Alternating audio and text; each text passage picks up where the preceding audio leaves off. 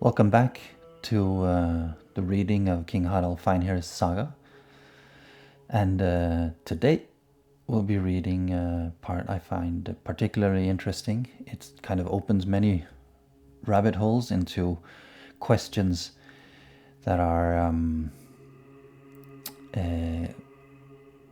kind of murky in this period, pertaining to power structures between Denmark, Jutland, Norway, and Sweden, and the British Isles, and also the characters involved, and things that are not easily resolved from the different sources, but tell a lot about the period. And I'll read my translation through, and then I'll give my comments afterwards. And my translation, as I've said before, is perhaps a little bit clunky in language, but it's as close as I can get to the Norse source without being too awkward. King Harald's voyage west. King Harald learned that all around the Midlands, Vikings were raiding, the ones that stayed to the west in the ocean during the winter. He took out Leidang every summer and searched the islands and the headlands, but whenever the Vikings became aware of his approach, they escaped, every last one of them, onto open sea. When the king grew tired of this, it happened one summer that King Harald sailed with his army west over the ocean. He first came to Hjaltland and killed all the Vikings there that didn't manage to escape. He then sailed to the Orkneys and cleaned out all the Vikings there. After that, he sailed to the South Islands and raided there. He killed many Vikings that had commanded armies there. He held many battles there, and most often he held the victory. He then raided Scotland and held battle there. When he came west to Mön, they had already heard news of the stern warfare King Harald was waging in the lands. So all the people had fled inland to Scotland. And so it was empty of people. They had also brought with them all the valuables they could, so when King Harald made landfall, there was nothing to plunder. So says Hornklove, the ships of maiming carried many, as the mindful one, the wolf of Nidriver, won his grove by warfare on the beach. Warriors, they entered the shore dwelling. Before, when facing the fortuitous one, all their men from the thwarter of Scots fled the lands, as his blade wove its spell. In this battle, Ivar fell, the son of Ragnvald Mørejarl. In compensation for this, King Harald gave Ragnvald Earl, before he sailed home, the Orkneys and Shetland, and Ragnvald gave both these lands to his brother Sigurd, and stayed in the west after this. When the king sailed east, he made Sigurd an earl.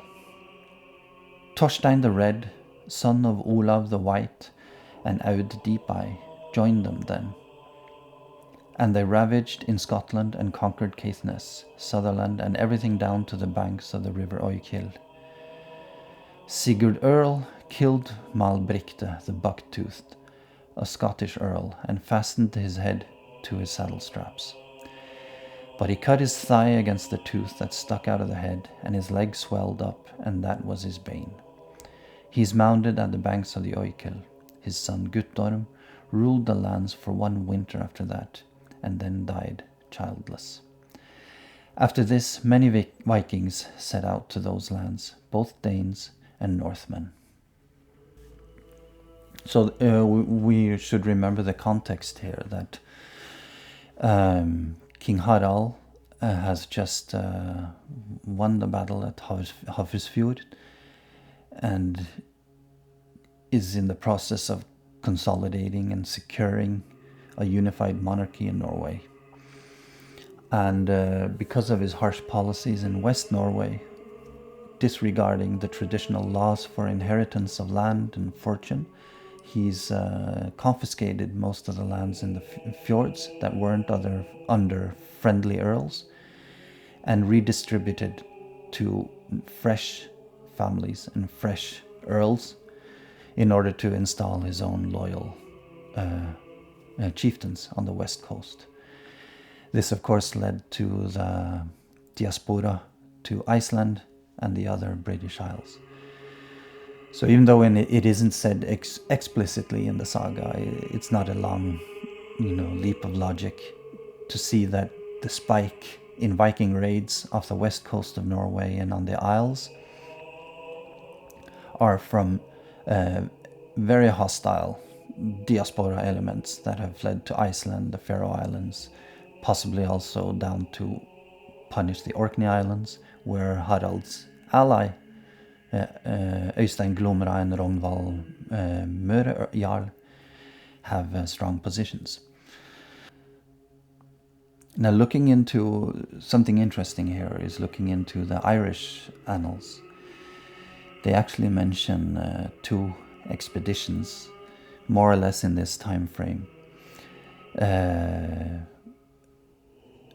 that seem ordered by what they call the King of Lochlann. Now, Lochlann was the west part of Norway, the fjord area of Norway at this time, when they talk of Lochlann. Later it's Norway proper, but at this early period, Lochlann signifies the western part of Norway. There's first an expedition in 851 by Amleb, or Olaf in Norse, and he is the son of Lochlann, and he comes to Ireland and establishes himself there. This, of course, is 20 years before, at least before the Battle of Hafrsfjord, and we know the expedition of Harald happens after the Battle of Hafrsfjord. But an interesting thing, what is interesting with this, even if it isn't that specific expedition of King Harald Finehair, is that this Olaf is most often interpreted as Olaf the White, who was off the coast of from a family from Trøndelag or Møre, and quite likely related to King Harald's main allies in Øystein Glomra and the Earl of Møre and Oppland, and his son Ragnvald Møre Earl. And also Olaf the White's son was Thorstein the Red, which later accompanies King Harald on his expedition after the Battle of Hafrsfjord. So what's interesting with this in 851 expedition is that it's mentioned as an expedition out of Norway, ordered by the King of Lochlann, and his son is Olaf the White. And we know he's connected to Øystein Glomra and the Møre Earls, and we know they established themselves on the Orkney Islands in the same period, and also had threads into Ireland and surrounding areas. So the allies of King Harald probably kind of controlled a lot of the trade and the traffic over the oceans going south to Ireland and Scotland. And they were very powerful families. Ragnvald Møre Jarl is the father of Gangerolf, or Rollo. And there's some discussion about the historical identity. Is that the Rollo of Normandy? Was he Danish? Was he Norwegian? Whatever. According to the sagas, he was out of this strong, very powerful family, and they established them in Normandy which was called Normandy from Norman. Later in the Irish annals, there's another expedition in 871. And then again, it's connected to what the Irish annals call the King of Lochlann. So Olaf, at this point, Amleb, suddenly leaves Dublin to aid the King of Lochlann. He then returns with a large fleet of 200 battleships and very strongly establishes his reign again in Ireland. And this one is interesting because the Battle of Hafrsfjord is placed by some scholars, the ones who they push it a little bit later. The sagas, if you follow the sagas, you're around 872. But the sagas aren't super precise, so you can push it a little bit earlier or a little bit later. Many try to push it later.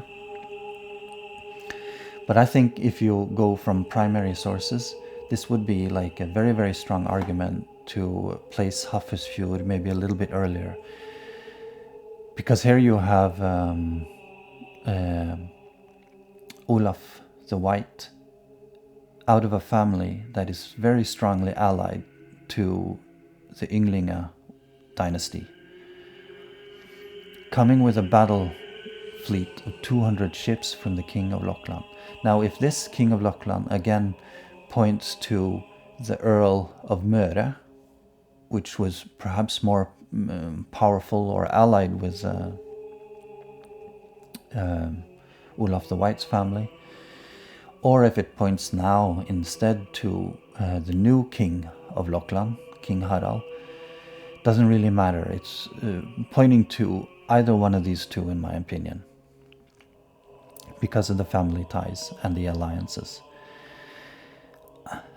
And it makes perfect sense. It fits completely with Ynglinga Saga, which also describes this massive fleet that leaves Norway.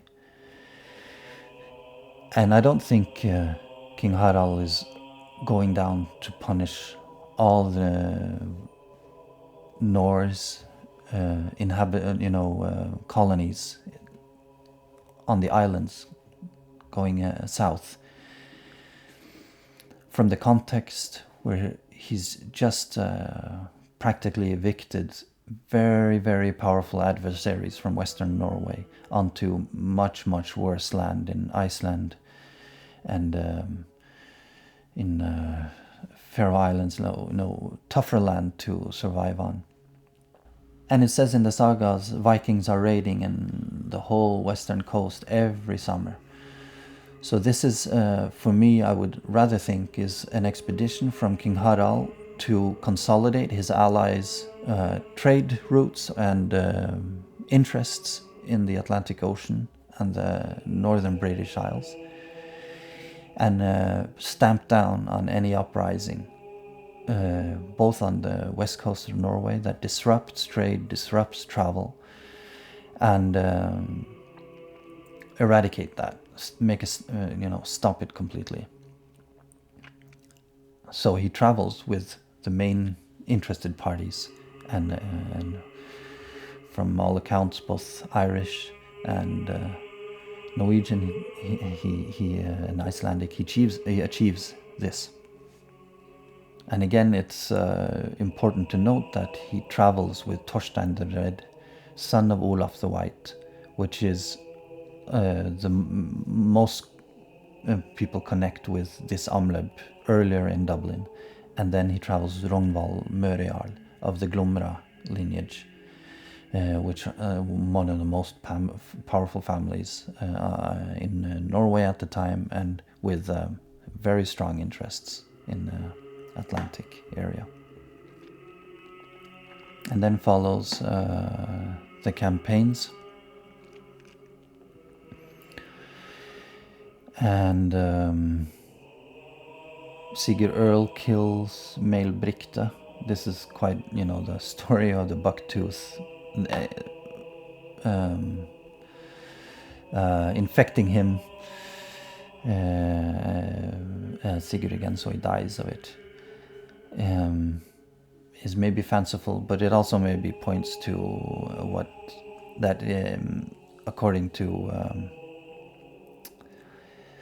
some sources, Sigurd Earl had a duel where Malbrikta, he challenges Sigurd Earl for a fight where each of them would bring 40 of their champions, and they would fight.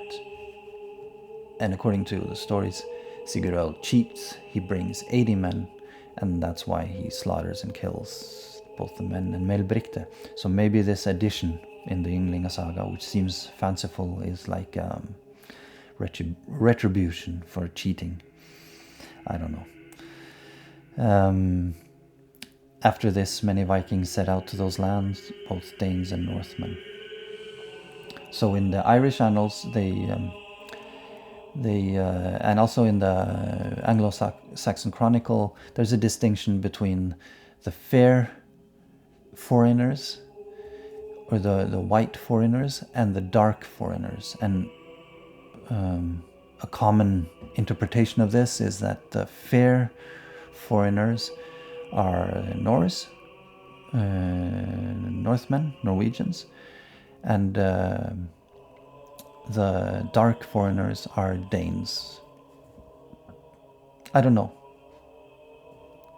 I don't necessarily buy that interpretation 100%, but it's a common interpretation. So that was that for this episode. I hope you enjoyed it.